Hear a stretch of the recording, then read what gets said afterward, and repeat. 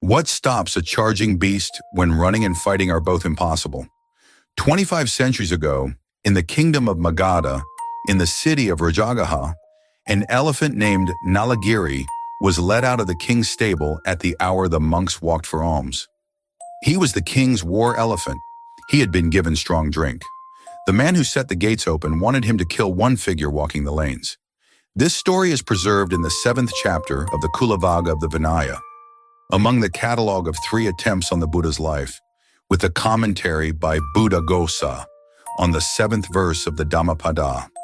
It is one of the strangest stories in the canon, because what was sent at the figure on the road was a body of war, and because by the end of that morning, the body of war had laid its head in the dust at his feet. To understand how, you have to understand who set the gates open and what had been done to the elephant before he was led into the lanes.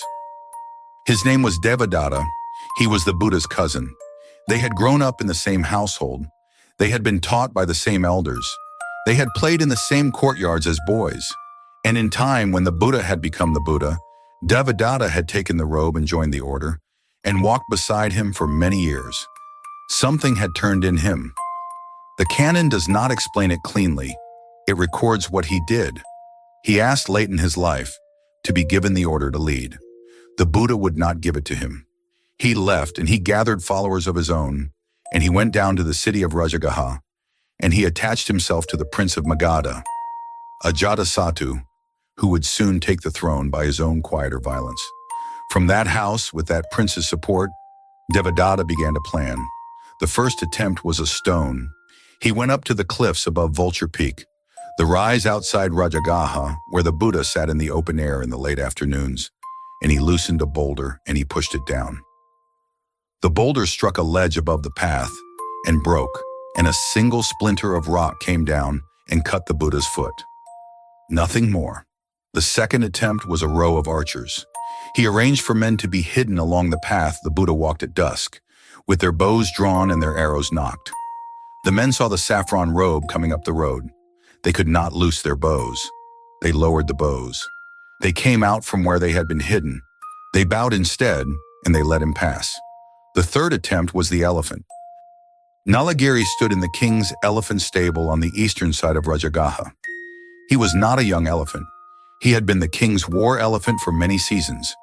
He had been trained when he was younger for the front of an army. He had carried armored men. He had broken gates.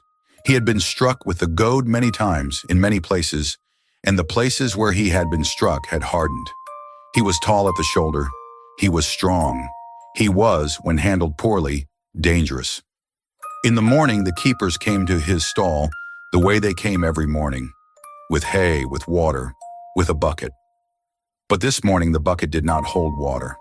This morning, the bucket held strong drink. The order had come from the prince's house. The order had come from Devadatta. The keepers did not refuse it. They gave him the bucket. They gave him a second bucket. They gave him a third. The drink moved through the body of an animal that had been bred and trained and goaded for war, and it found there what such a drink finds in such a body. The keepers, holding short ropes by long handles, struck the iron rings off his ankles. The chains fell to the floor of the stall. The keepers stepped back to the wall. The gate of the stall stood open. The gate of the stable yard beyond stood open. The gate of the city wall beyond that stood open. At the hour the monks walked for alms, the hour the keepers had been told, Nalagiri came out of the stall and out of the yard and into the lanes. The morning sun was low. The lanes of Rājagaha were not yet busy. The first merchants were unlocking their shutters. The first water bearers were coming back from the well with their jars on their hips. A boy was sweeping the dust at the threshold of a doorway, the way he swept it every morning. The boy looked up. Down the lane between the shuttered houses, the gate of the elephant stable stood open, and out of the gate came a tall, dark shape.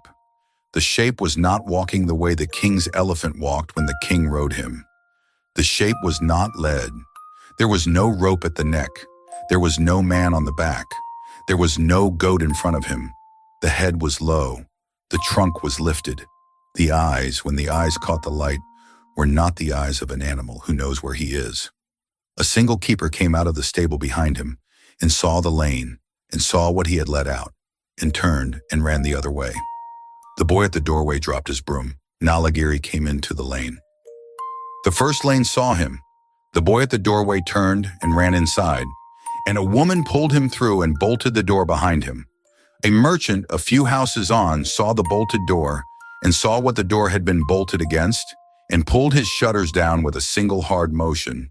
The water bearer set her jar down in the dust where she stood and ran. The next street. A mother stood in her doorway with a small child on her hip. She saw the shape moving in the lane behind her. She lifted the child and she went back inside, and she set the child down on the floor at the back of the room, and she came back to the door, and she closed it. She fled.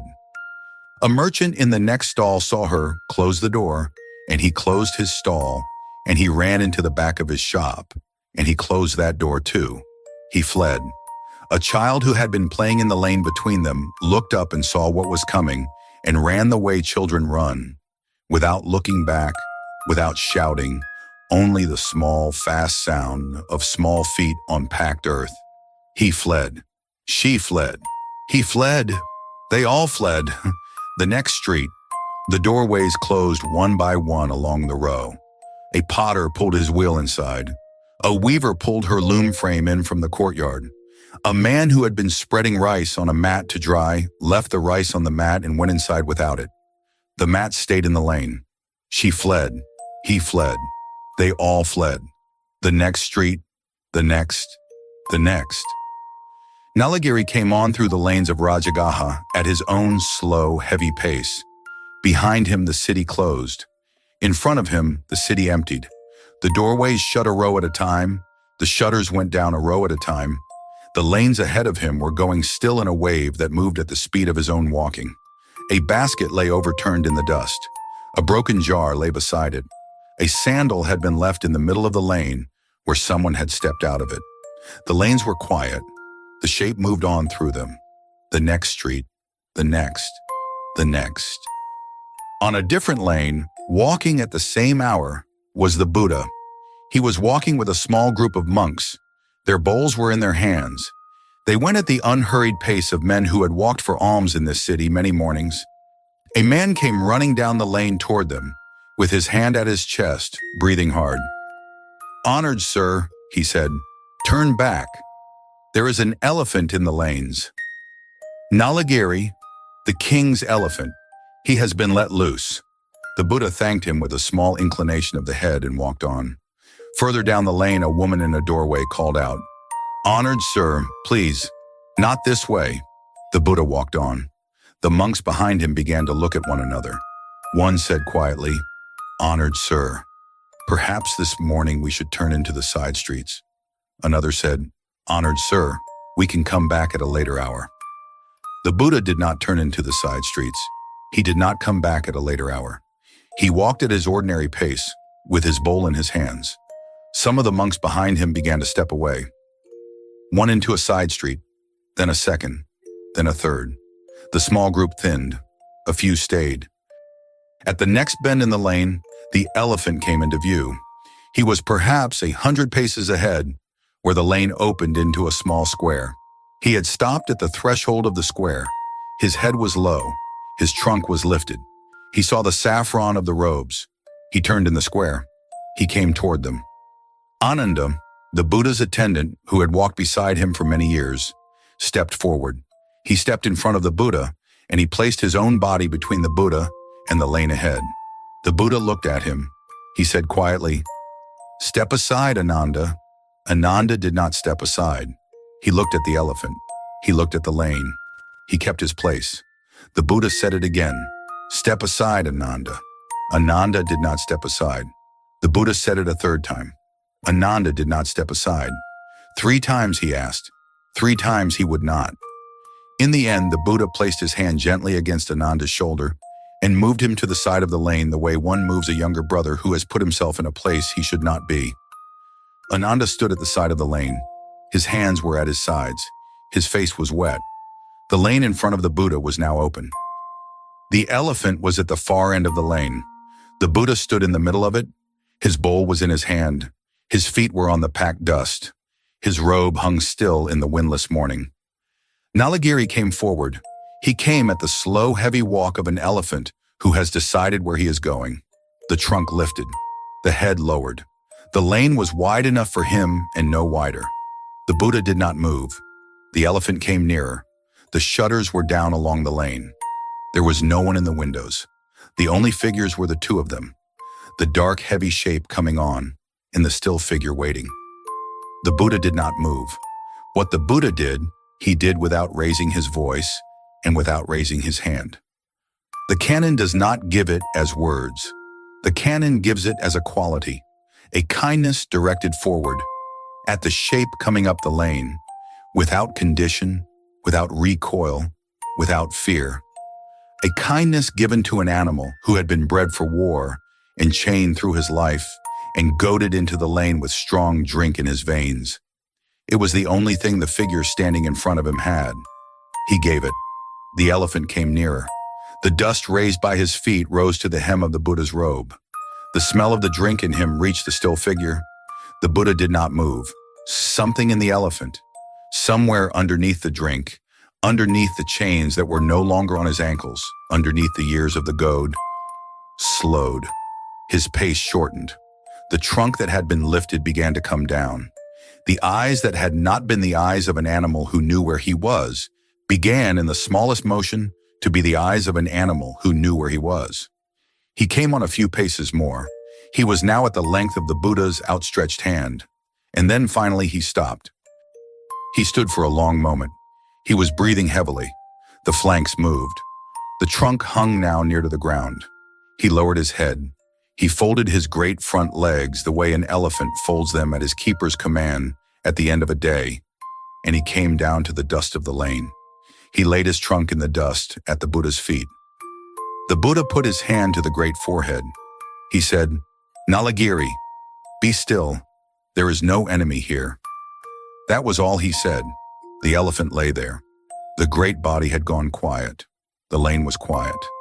Somewhere on the next street, the first shutter was being lifted, slowly, by someone who had heard that the lane had gone quiet and was looking out to see why. The keepers came up the lane after a long time. They came carefully. They placed their hands on his neck and at his sides and at his flanks, and they spoke to him in the low voices keepers use. He rose slowly, the way an old animal rises. They turned him. They walked him back the way he had come. They led him through the empty lanes, through the gate of the stable yard, through the gate of his own stall. He went calmly. From that day, the people of Rājagaha named the morning differently. An elephant, bred for war, given drink and led into a lane, who came to a still figure and laid his head down in the dust.